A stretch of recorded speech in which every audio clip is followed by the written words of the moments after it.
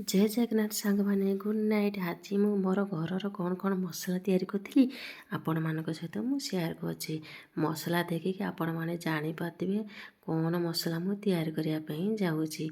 आ सब मसला मानकर ना आपण मैंने वीडियो देखिकी जानीपारे ये मुझे कौन कौन मसला नहीं मोर गरम मसला करने ये मुझे आराम से लुहा करे हल्का हिट करके आराम से सबको भाजीदेली टी नौटा फोटा करके ये मसला एतिक पकईकि मुझे मो पाखे एभेलेबुल सेतिक थिला सेतिपाई एतिक नहीं मुझे गरम मसला बनई देती कहीं गरम मसला मोर नहले मु पूरा तरकारी सेमती मोर फिका ये ग्राइंडिंग जार नहीं कि ग्राइंडिंग करके चलार भल भाव में चलईदेली चलई दे सारापर डबारे पूरे पूरा देकी आराम से भल भाव में पैक करदेली। ये गरम मसला कौ मैंने तैयारी करती कि नहीं मत कमेंट मध्यम जनइबे।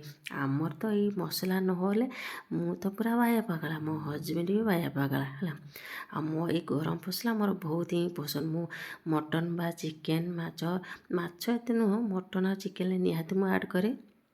आमर बुट डाली तरकारी गोटे मुझे करे मटर तरकारी यहीटार मुझे निहाती ऐड करे मोर 4टा तरकार ये गरम मसला मोर निहाती दरकार। मु जमार भी बाहर किणे ना मत किणा गरम मसला बा किणा गुंड मत टोटाली भल लगे ना।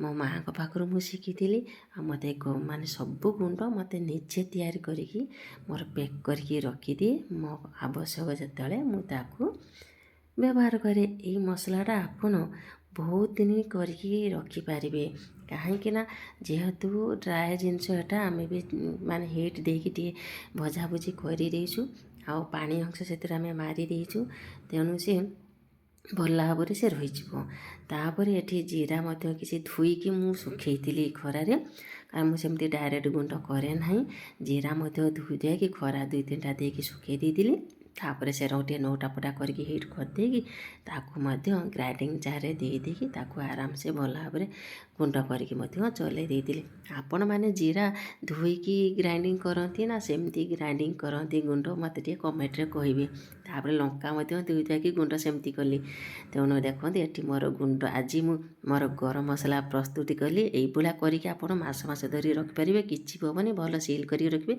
आ तरकारी पूरा सुपर पूरा टेस्ट जी खाइब सी जान तरकार द्विगुणा अधिका बढ़ीदेव गरम मसला पकेले। ये जीरा गुंड मो स्वामी को तो बाबा जीरा गुंड ना से मो मुंड खराब करदेवी मो माँ भी से ये जीरा गुंड सेमती करके पैक करदेली लंका गुंड सेमती करके पैक करदेली।